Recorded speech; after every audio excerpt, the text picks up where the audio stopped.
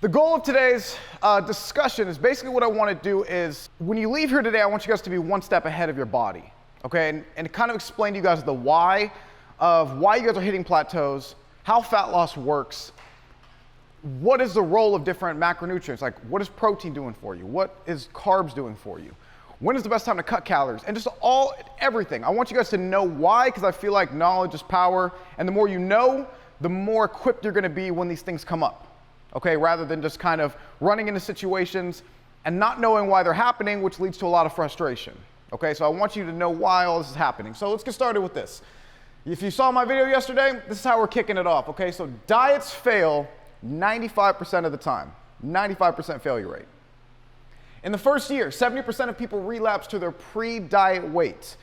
They're 200 pounds, they jump on a diet, that means within 1 year, they go right back up to 200 pounds. Maybe they lost 20 pounds in that year. They're going to gain it back, okay? Within 2 years, 85% of people relapse to their pre-diet weight.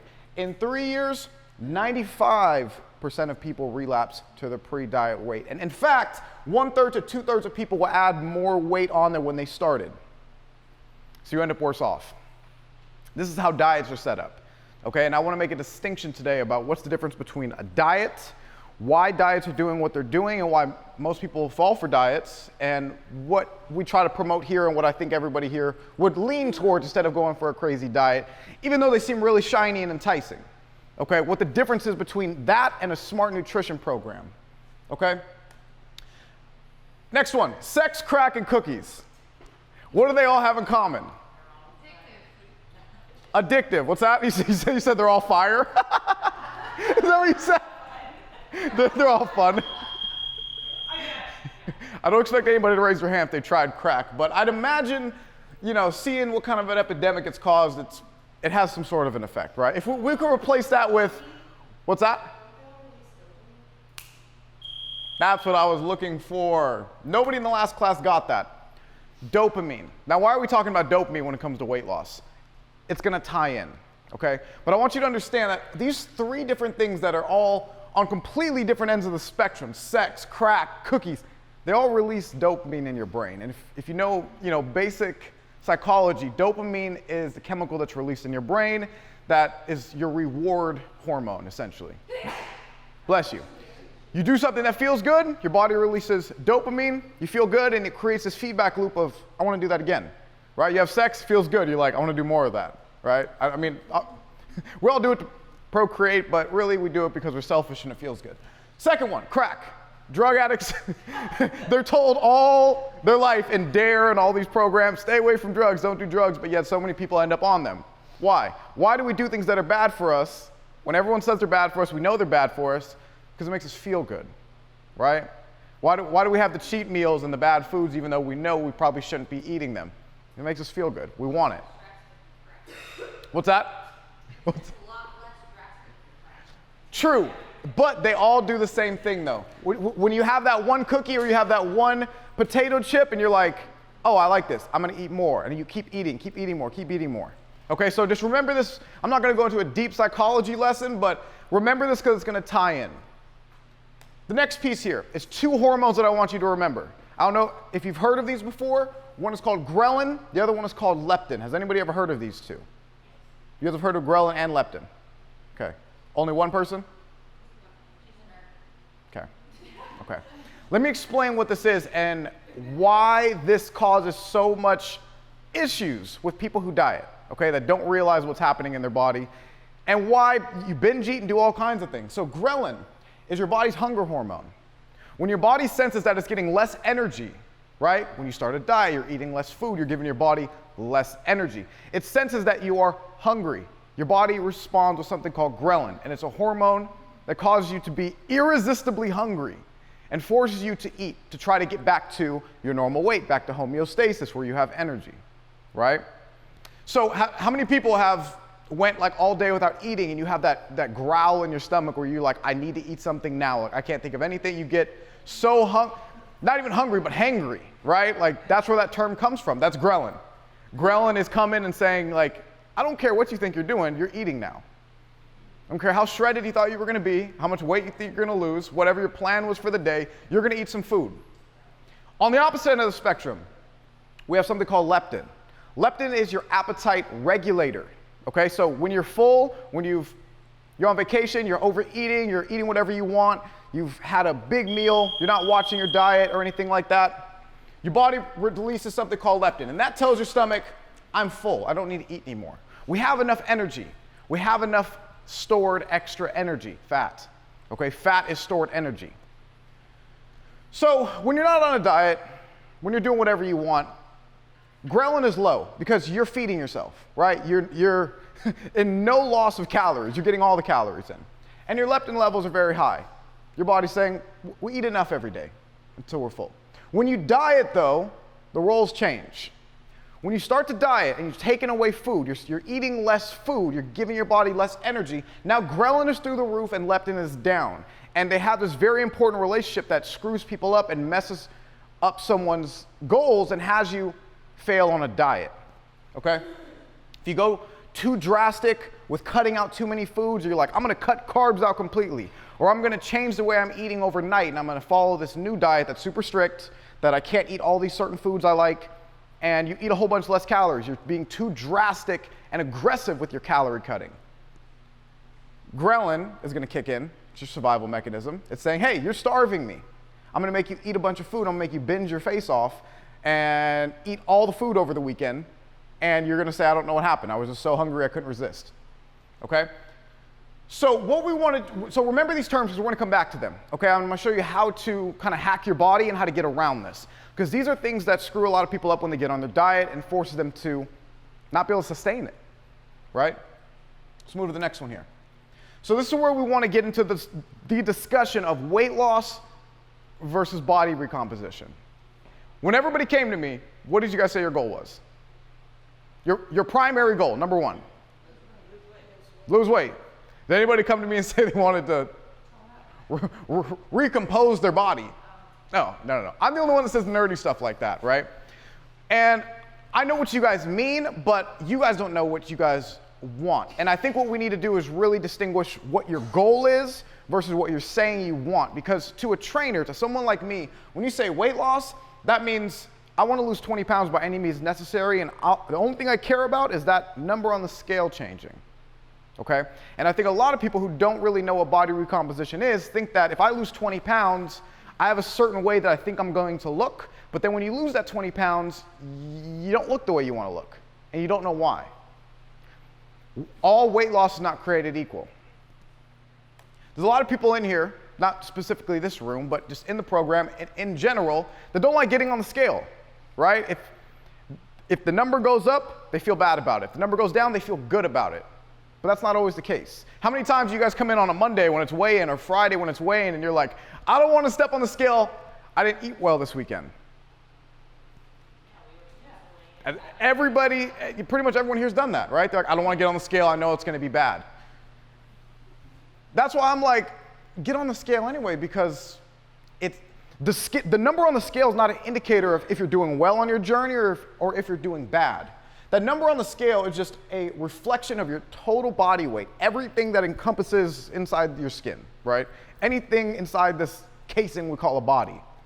It includes your bones, organs, undigested food, if you had a meal, or your food left over from yesterday, waste, if you haven't gone to the bathroom yet, right? If you haven't taken a shit yet, muscle, and water. This is a big problem. If you're gauging all of your results and your progress based off of that number on the scale, there's a lot of things that it could be, right? If you lose a pound, it could be a lot of different things. It could be muscle, it could be fat, could have just took a dump. Like, you don't know what it is. You know what I'm saying? Like, and if you're up a pound, it could be so many different things. So let's go over those. Reasons you lost weight. Number one, you're dehydrated. You're not getting enough water. You're going to weigh less on the scale. If you weigh first thing in the morning versus in the evening, you're going to weigh less. First thing in the morning, you went presumably 8 hours without drinking any water. You weren't waking up in the middle of the night and drinking water. But throughout the course of the day, you ate food, you drank water. So at the end of the day, you're going to be a few pounds heavier. How many people weigh themselves in the evening and they weigh more? Right? So don't compare apples to oranges. Also, cutting out carbohydrates. If you don't eat carbohydrates, you're going to weigh less. But you don't have any less fat. Okay? One thing you need to understand is that carbohydrates, unlike proteins and fats, for every gram of glycogen, which is the substance that carbohydrates breaks down to in your bloodstream to be used as energy. So refer to glycogen as carbs. Okay? They're the same thing for all intents and purposes. For every gram of glycogen, you're holding a certain amount of water. So if you get a lot of carbs, your body's going to retain a lot of water. If you don't eat a lot of carbs, your body's going to get rid of a lot of water. Remember, water is weight. If I drink this whole thing right now, I'm going to weigh more on the scale versus if I didn't have it. You understand what I'm saying? So if I didn't have carbs, let's say I have, 3 of these less on my body, I'm going to weigh less on the scale. Okay? So diets like keto, things that have you cut out carbs completely, where you go from eating carbs and fats and whatever you do to now I'm going to eat mostly protein and fats, like a keto diet or some sort of a low carb diet, you're going to weigh less right off the bat. Within a week or two, you're going to look on the scale and be like, I lost 20 pounds. This diet's amazing. Everybody should do this diet. It's great. Not so fast though, because remember, not all weight loss is created equal. You just lost a lot of water weight, or at least a very large percentage of it was water weight. Maybe a little bit of fat. Let's get to it. Let's see, another reason you lost weight. You went to the bathroom. Okay, you go to the bathroom, you're 5 pounds lighter. Could be another reason why you weigh less.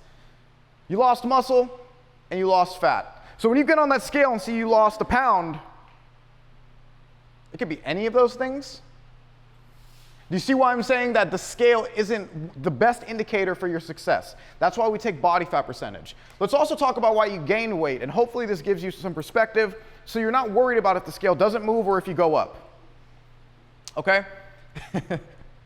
This is what everybody's thinking in their mind when they're like how many people got on the scale? They did everything right. They followed the diet. They came to every workout this week. They did their best. They drank their water, got their protein in. They're like, I'm going to weigh less this week. They get on the scale. They're like, what the fuck? I'm up 2 pounds. Or nothing changed. And you're super discouraged. How many people have felt that before?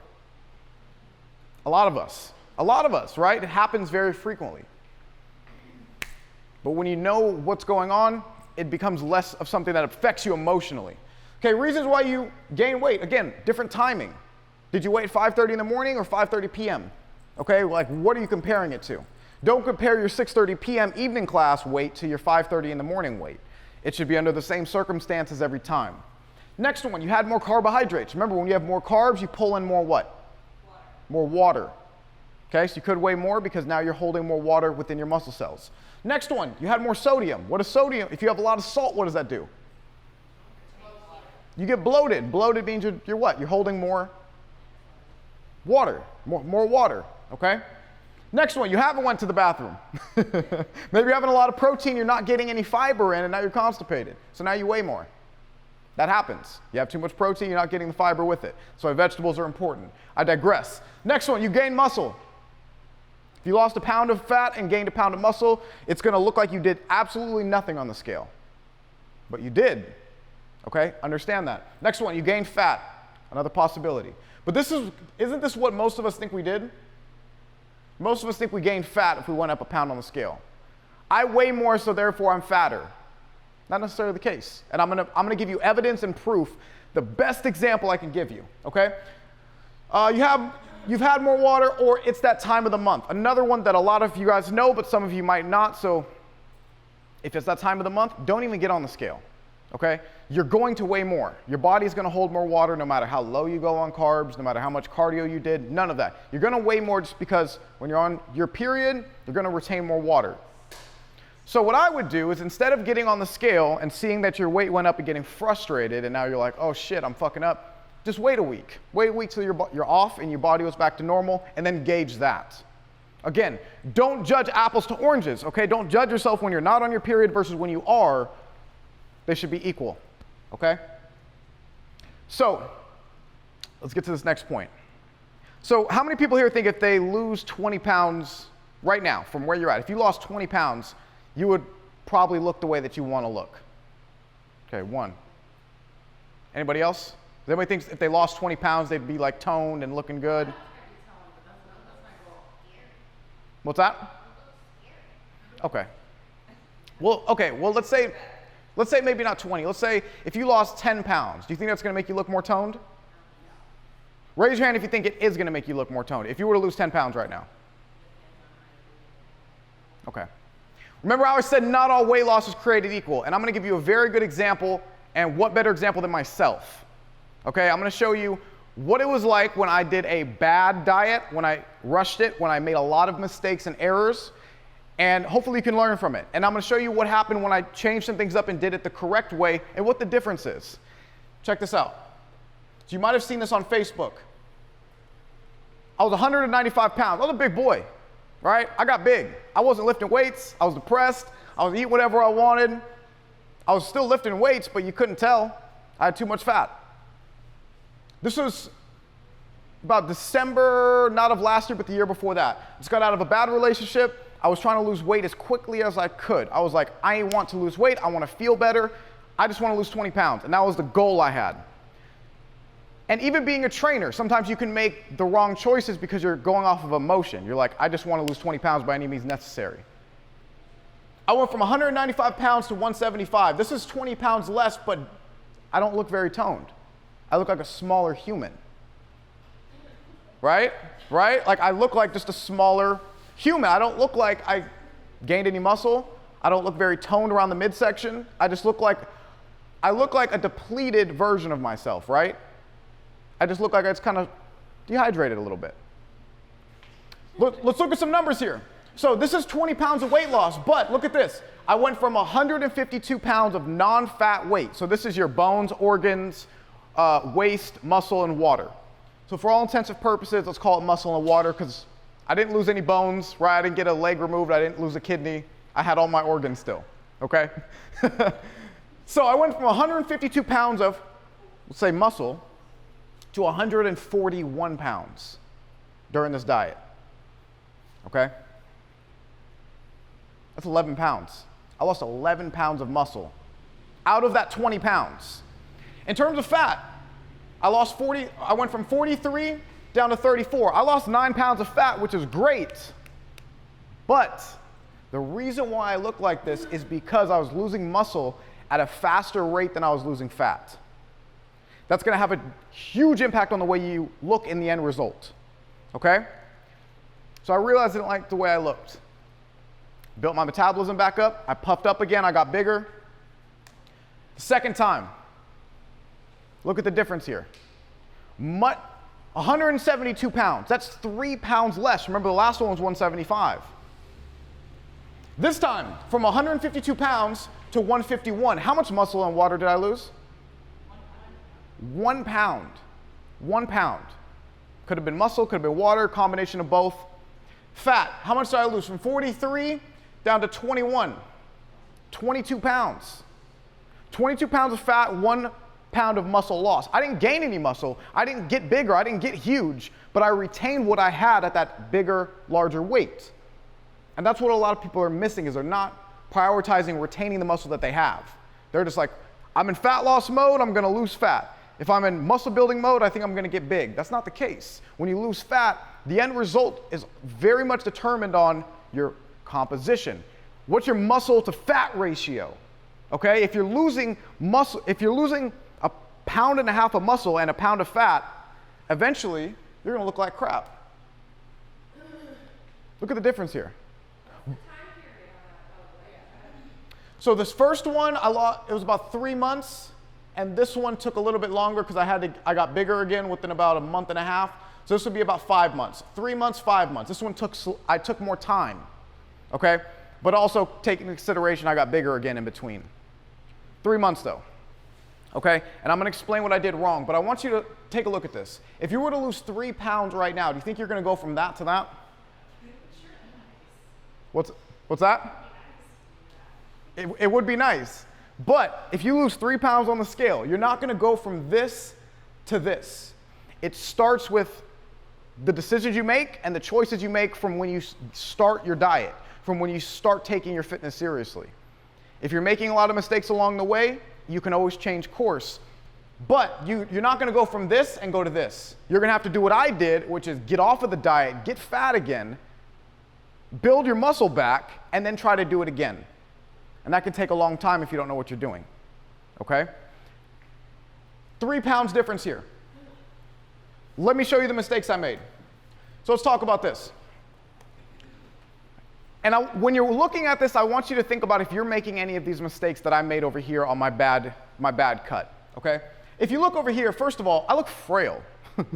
Like I look like if she pushed me over, I'd like break a hip or something. Like I don't look strong anymore. Yeah. Yep. And why is that? Think about it. You lose weight too fast, what are you mostly losing? A bunch of water and a bunch of muscle.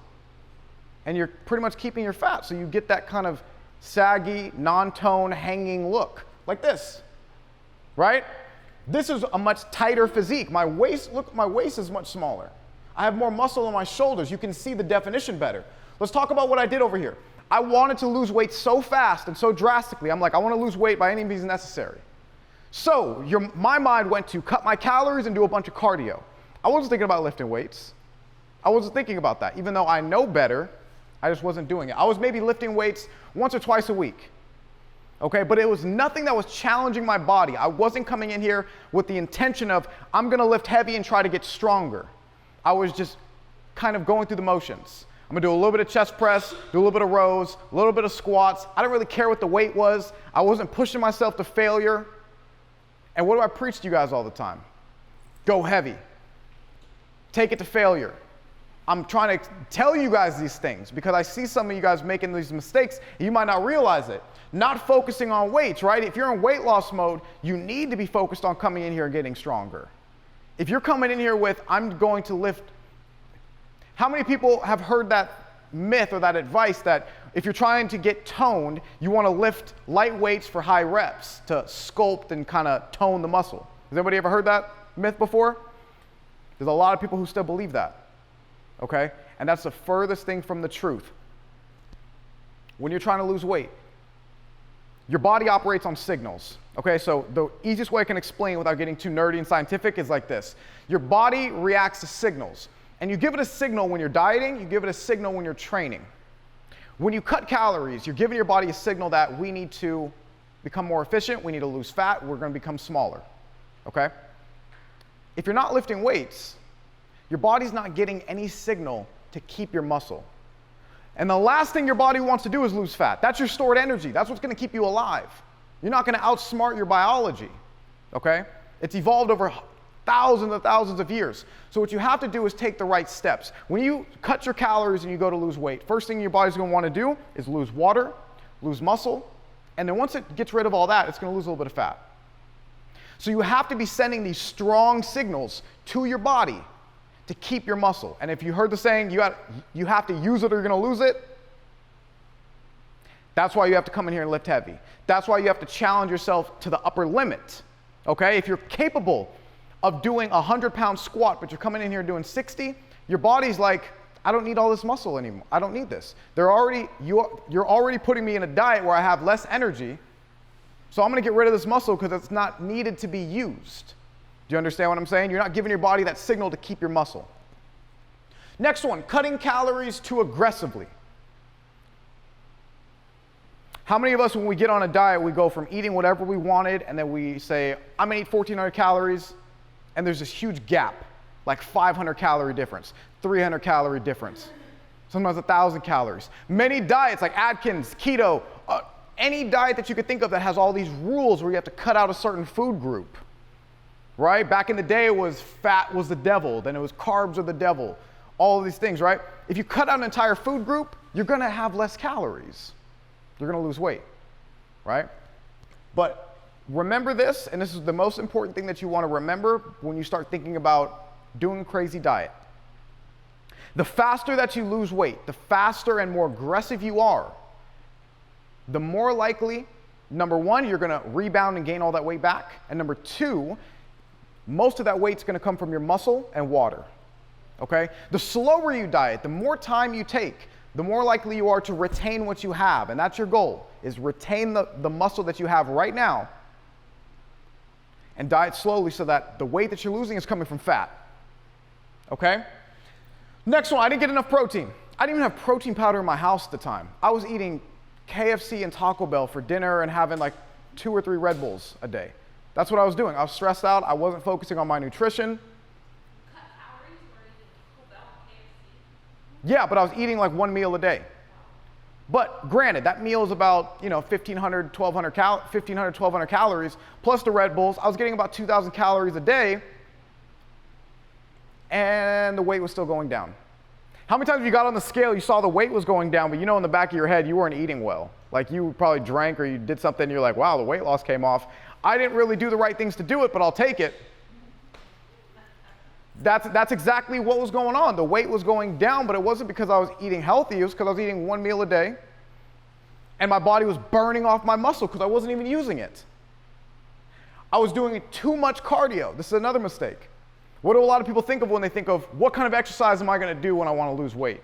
Is it go hit the weights, or is it go do some cardio? Most of us think, I'm going to go do some cardio, burn some calories, burn some fat. Do too much cardio, guess where that energy is coming from? Your muscle. Okay, if you're already eating, if you're already in a diet, you're not giving your body enough carbs, enough energy, it's going to take it from somewhere, and it's going to take it from your muscle. If you don't have these other things in place, all of these small mistakes that don't seem like a lot, when you add them up together, you end up with this kind of a physique. Okay, so think about what you're doing now and what the end result's going to look like. It's not just about losing the next 10 or 20 pounds, because it's about what are you going to look like at the end of that 10 or 20 pounds. Over here, what did I do differently? Instead of not doing weights, I prioritized lifting weights, and I came into every workout trying to lift heavy and get stronger. I wasn't able to be stronger every workout. I wasn't able to lift more every workout, but I damn sure tried. Okay, so that's why I tell you guys, when you come in here, if you normally grab 20s for your thrusters, grab the 25s, grab the 30s, push yourself, test yourself. It's uncomfortable, it fucking sucks. But that's what you need to do to send that signal to your body to keep the muscle so that you look better in the long run. You're not gonna get too bulky. You're not gonna look like a female bodybuilder overnight, right? All we're doing is making sure that you like the way you look. And most of us in here wanna be toned, not just a smaller human, right? Second one, I cut calories much slower. I'm talking about, I was eating like 3,000 calories. When I was bigger, I cut about 100 to 200 calories. Nothing drastic, okay? And I milked every single weight loss capability that I could from that increment of calorie restriction. So when I took 200 calories out, I'd get on the scale, lost a pound. Next week, lost a pound. Next week, scale didn't move. I didn't instantly say, let me cut more calories. I stayed at that same calorie level until the next week to really make sure that my metabolism is changed. Okay, because when you cut calories too fast, your metabolism down regulates and slows down. Okay, so that's why you don't want to cut your calories too fast. Your goal needs to be that you want to lose the most amount of weight at the highest amount of calories you possibly can. If you're eating 2,000 calories and if you went to 1,800, you would lose a pound a week. Why would you go down to 1,400 calories to lose that same 100 or to lose that same amount of weight? You want to drop it just by a little bit, get as much weight loss as you can when your body is absolutely not budging, then drop a little bit more, okay? You either want to restrict your calories or do more cardio. But in the beginning of your weight loss journey, like I'm talking about if you're not close to 20% right now, right? If your goal is getting around that 21, 22, 25%, right? We can have a flat stomach, a little bit of abs on top, not shredded, but like you look toned, right? Like you're comfortable with how you look with your shirt, with your stomach showing. Don't throw everything at it right away. Don't go into fat burning mode and now you're cutting your calories extremely low. You're doing 5 sessions of cardio, you're working out 6 days a week, and you're doing all of this because once your body adapts, what are you going to go to from there? You understand what I'm saying? You want to do the least amount that you can to get the results from it. Let's see, next one. I hit my protein every single day. Mandatory, priority. If you guys want to be toned in the end result, you got to get your protein every day. 100%. Like there's some people that are like 6 months, a year in, they're still not hitting their protein goal. It's so freaking easy. But remember, if it's a priority, you're going to find a way. If it's not, you're going to find an excuse. And I'm hoping by explaining this to you, you understand how freaking important it is to get your protein in. It's not just get your protein because it's whatever. It's going to literally change the way that you look in the end, right? Your body needs protein. Remember, protein, can anybody tell me what protein does? What's that? Gain muscle, what else? Amino acids. Why do we need amino acids? Let me explain why they're important when you diet. So if you don't have enough protein in your diet, a lot of you guys, when you guys came to me, you were not getting enough protein. And what's the first thing I told you? We need to be getting 1 gram of protein per pound of body weight. That's not just a random number. There's a reason for that, okay? Protein's role when you're dieting is you need to have enough that your body will maintain the muscle that it has. Because here's what happens. When you cut down your calories, presumably you're going to be having less carbohydrates. Carbohydrates is energy for your body, right? So if you're not getting enough energy, your body is going to turn to your muscle and break down your own muscle tissue into amino acids and use that for energy. Okay, so not getting enough protein and dieting combined with working out, you're literally eating your own body. You're eating all the muscle that you worked hard for.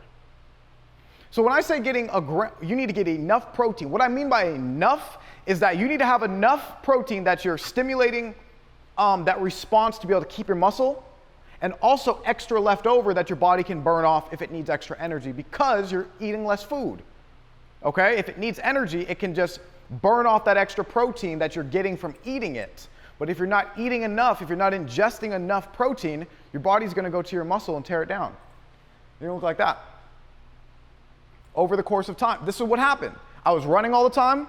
I was putting demands and stress on my body that required energy, but because I was eating less calories and not giving it that energy, where did it take it from? It took it from my muscle. So that's why you got to get enough protein in. It's so important. That's probably the number one thing you need to remember. Okay? And then less cardio, right? There's a reason why we want to take 2 Tylenols for a headache instead of 10. Take the minimum effective dose that's going to work. More is not always better. Okay? Let's move on. Let's see. Why diets suck? We'll just go over this very quickly. Diets are the fad diets, the ones that your friends are doing that they said they lost 20 pounds in a week, or the cleanses, the Atkins, whatever's popular in the moment that seems appealing. The reason why they suck, they cut food groups. Okay, many of them cut food groups. You can't eat carbs. You can't eat after 6. There's all these rules that are unsustainable, because if you break any of those, you feel like you failed, and then you beat yourself up about it, and then you end up binge eating or getting off the diet, right? Next one. Creates a bad relationship with food. How many people in here have kind of a shitty relationship with food? Like you have a cheat meal, and you're like, well, I already fucked up today, so I might as well just continue eating bad and then try again tomorrow. Right? You categorize certain things as good foods and some things as bad foods. There's no such thing as good foods and bad foods. They just serve different purposes. Okay? And when you understand what your goal is, you choose different kinds of foods because they're going to give you a different result, right? Creates a bad relationship with food. Like, I knew somebody who was doing one of those juice cleanses, right? And they were literally eating an apple, and they didn't want anybody to know that they were eating an apple because they're only supposed to be having fluids. How toxic is that? That you don't want anybody to know you ate an apple, which is good for you. Or an all-egg diet, like you're eating egg whites every freaking day. Like these crazy things, eating spinach, you know what I mean? Like these crazy diets that I know everyone in here has heard of somebody doing, you might have done them yourself. They don't work, and they're not sustainable. And the other thing is that causes mostly water and muscle loss. Keto, for instance, great for initial weight loss. Weight loss. But what makes up that weight that you're losing? Are you losing all fat? Fuck no. If you lost 20 pounds, you may be losing 2 or 3 pounds of fat. The rest of it's coming from muscle and water. Right? Nicole made a great choice. She used it in the beginning to get some momentum, and then she came in here, changed the way she was eating to be able to incorporate carbohydrates and eat differently, and she's seen more results ever since then. She realized that, okay, I'm kind of at this plateau point. I lost some weight initially with keto, but now I need to change it up. Okay, you're never going to find someone who's like lean and toned off keto, right? They're just a smaller human. Let's move to the next one. Yeah, oh yeah, and your energy is gone, right, during your workouts. That's another thing we want to get to, okay? So what you want to remember, the goals of a successful nutrition plan, there's 4 of them, and you need to keep these in mind, okay? Because if any of these are missing, it's going to screw you up in the long run, okay? The first one, it needs to be muscle sparing, which means whatever diet you're following, whatever you're doing, it needs to be prioritizing keeping the muscle that you have, okay? You can't just throw that to the wayside. Number 2, reduces the most amount of fat. I think pretty self-explanatory, right? Next one, optimizes performance in the gym and gives you good energy levels. Okay, there's a lot of diets where, how many of you guys have come in here and maybe you didn't eat very well, you didn't eat enough, and you had no energy during your workout? You felt weak. Everybody, right? That's not good, okay? Because if you come in here, you don't have enough energy, what happens? You can't lift the heavy weights that you need to keep your muscle. You're not able to go as hard during your cardio sessions to burn enough calories to burn the fat. So you need to make sure all of these things are being met, okay? And the next one is being sustainable. If you don't see yourself being able to do it for the rest of your life, don't do it. If it's keto, if you don't see yourself not being able to touch a carbohydrate again for the rest of your life, don't even do it, because you're going to end up gaining all that weight back once you start eating carbs again. If it's fat, if it's any of these things that you feel like you can't do for the rest of your life, don't even do it. Why? You're going to get some quick results, quick success, and I'll check on you in a year and you're going to have gained it all back. So it needs to be something sustainable, and I think what I've always tried to do and what I keep trying to do is teach you guys what smart nutrition is, and it's not cookie cutter. It's not one plan that fits for everybody. Some days you're going to have a donut and a protein shake. Other days you're going to have oatmeal and a protein shake. It just is what it is. You know what I mean? Like, you're not going to be perfect. But not beating yourself up when you have a cheat meal and getting right back on track and knowing what's happening when your body's hitting a plateau so you can push through it, right? Okay, so everybody knows this. I think they do already, but to retain as much muscle as possible, you need to be having 1 gram per pound of body weight. Okay, if you're 150 pounds, you need to have how many grams of protein? 150. If you're 120 pounds, 120. Okay, that is the amount that you're going to want to have during your diet to keep the muscle on your frame so you don't get that skinny, flat, saggy look, and have enough left over that your body can burn it off if it needs it for energy. Okay? Keep lifting heavy. Don't overdo it on the cardio. All right? Next one here. This is where we're going to get a little bit nerdy here.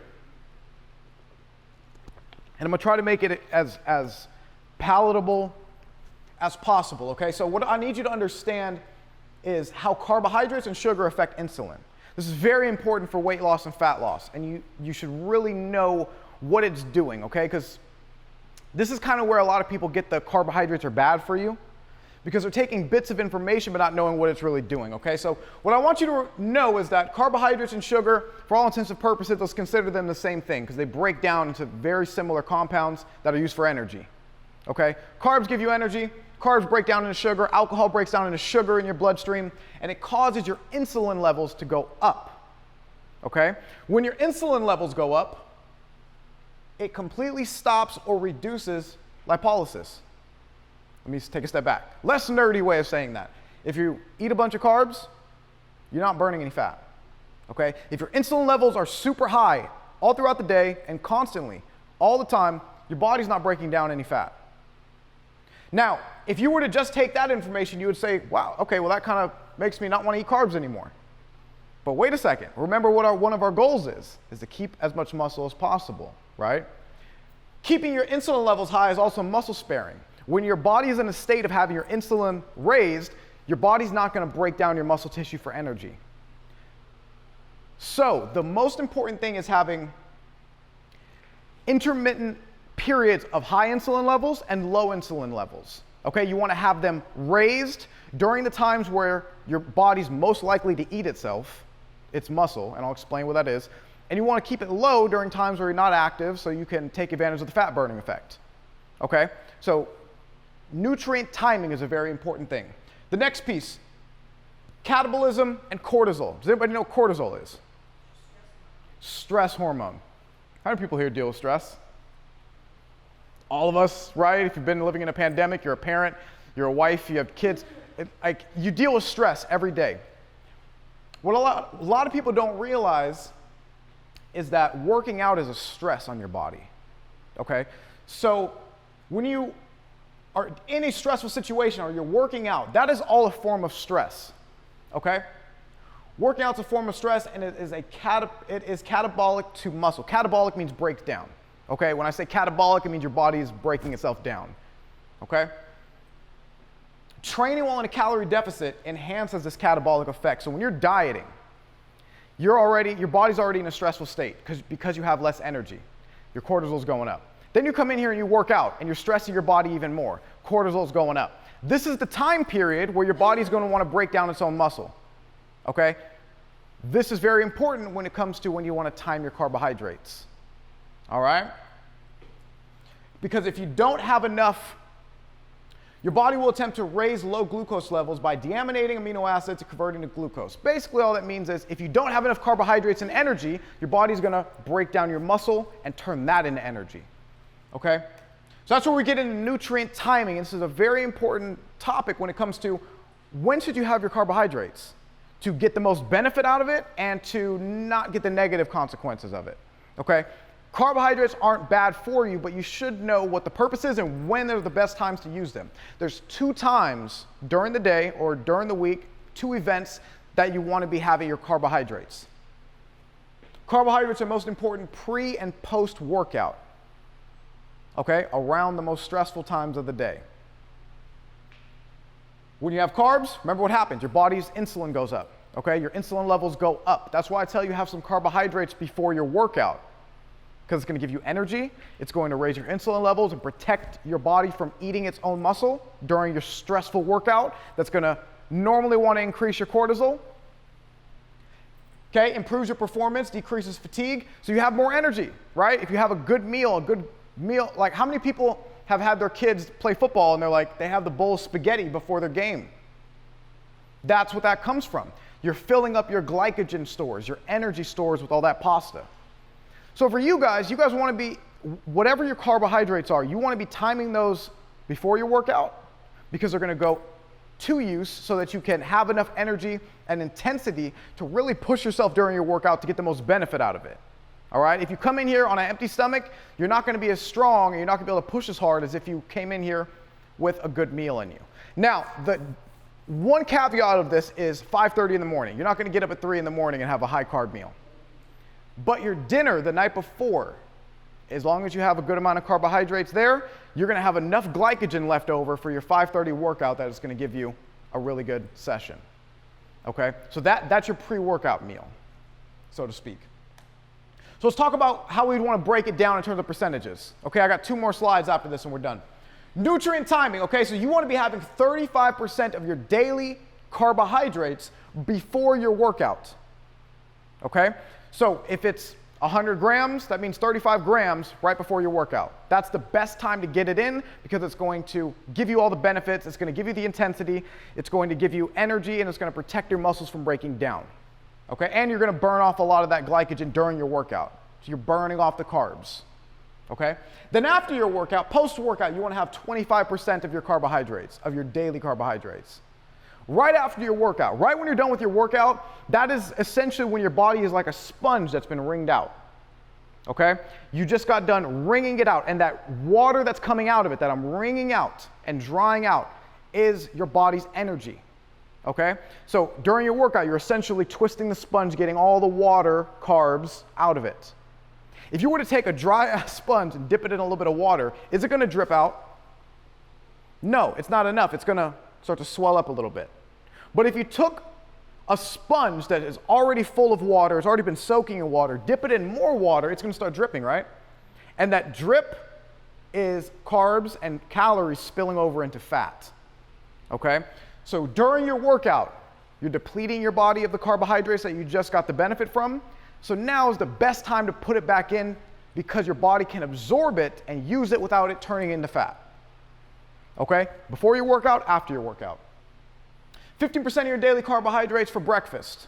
All right? If you work out first thing in the morning, this is going to apply differently. But if you work out in the evening, you definitely want to get 50% in during breakfast. The act of waking up is stressful on your body and increases cortisol. Cortisol is highest in the morning. Okay, you can offset that by getting carbohydrates in with your first meal of the day.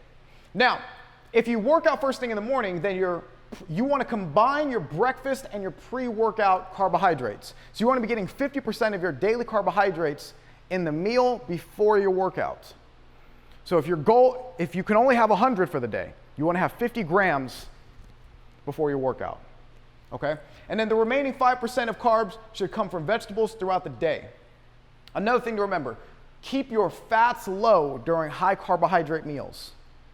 Okay? When you combine a lot of fats and a lot of carbs, it increases the transport of fat. Okay? So keep them separate. It's either protein and carbs or protein and fats. Try not to have high carbs and high fats in the same meal. Very important here. Okay? Yeah, high insulin levels increase fatty acid transport. Almost done. So 2 more. The last takeaway here. Your body doesn't care that you want to get lean. That's why all of these mechanisms are in place. If you have too little food, ghrelin's going to come in and force you to binge eat. If you overeat, leptin's going to come in and say, we're full. Right? If you don't have enough energy, your body's going to break down its own muscle because it doesn't want to get rid of fat. It's going to make you more tired. It's going to make you more irritable. It's going to give you a lower sex drive. You're going to have bad sleep. All of these negative things that are basically telling you, I don't want to diet. I don't want to do this anymore. So what I hope you take away from here is just knowing that these things are happening, and because you're aware of them, you're able to outsmart them. Okay, if you can identify, shit, I got low energy today, but I understand why it's happening, not just, damn, I'm low energy, I need to eat more food. That's what your body wants you to do, right? If your body senses low energy, ghrelin's released. Abundance of energy, leptin is released. This is why it's very, very important to incorporate refeed days. How many times have you guys gotten when you've hit a plateau, nothing's working, and I said, eat whatever you want for a week. And then you come back in the next week, and then your fat loss starts again. This is very important because if you diet for too long, and just remember this is the last slide. If you diet for too long, weeks and weeks and weeks, again, your body is going to try to protect you from starving to death. It's going to slow your metabolism down. It's going to try to burn off all your muscle. Ghrelin's going to be through the roof the more lean you get. The leaner you get, the more weight that you lose, the more starving and hungry you're going to feel, the more you're going to crave all of the bad foods. So the way to get around that without just getting off the diet and sabotaging yourself is plan a day or a week, depending on where you're at in your journey, and eat whatever you want. Okay? This is going to trick your brain and say, again, ghrelin's going to go down because now you're full, you're eating at a normal level, so leptin is going to go up, regulating and saying that we have enough food, we have enough energy. Then you get right back on the diet, and you're able to continue burning fat again. When would I recommend this? So if you are over 30% body fat, I would say have a refeed once every 2 weeks. Okay? If you're over 40% body fat, maybe once a month. The leaner you are, like if you're in the 20s, you want to be doing this probably once every 10 days, going very high on your calories. Keeping protein low, specifically eating a lot of carbs, okay? I would say going to maintenance, so to your maintenance calories. So I was going to go over that today, but we don't have enough time for that, but I'll explain in another class. I've been looking, some people call it a they can do a zigzag diet, where they have, where they do calories. The same, and then they raise it one day, and then they drop it back down. Yeah, well, that's more so a form of dieting where you're just manipulating your calories throughout the week. Where this is different, where it's like you're following a nutrition plan where you're eating less calories or in a calorie deficit continuously, day after day after day, and then once you hit that wall, you take a dedicated day to refeed so you can rebalance your hormones. You can get ghrelin and leptin off your back because they're coming for you and trying to get you off that diet. You get your metabolism going again, which is completely different.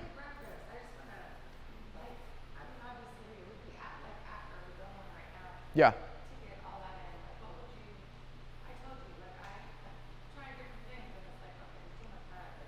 Yeah, well, I mean, so a good breakfast, I always say egg whites, very lean source of protein. You're not getting the yolk, which has all the fat in it. And then oatmeal or toast, any of those things, right? That together, it's super basic, right? You just need to make sure in the egg whites. Yeah. meat, egg whites, all of that. Everybody in here, every one of your meals should be prioritizing protein. You should be thinking about protein first and building everything around it, not having whatever you were gonna have and then adding a little bit of carbs with it, right? Don't have a salad and put 4 little pieces of chicken on there. Start with the chicken, make sure you're getting enough to where you're getting 30, 40 grams of protein in a meal, and then add your other food around it. Okay, if it's egg whites, don't just have 1 serving, get enough to where it equals 20 to 40 grams. Okay, same thing with your protein shakes. If you're only having 1 scoop in your protein shake, have 2. Very simple stuff. Yep. That's all I got for you guys. I hope you guys enjoyed that. Did you guys learn something new? Did you guys learn something? Did you guys get something valuable from this? Yeah? Water? Thank you guys.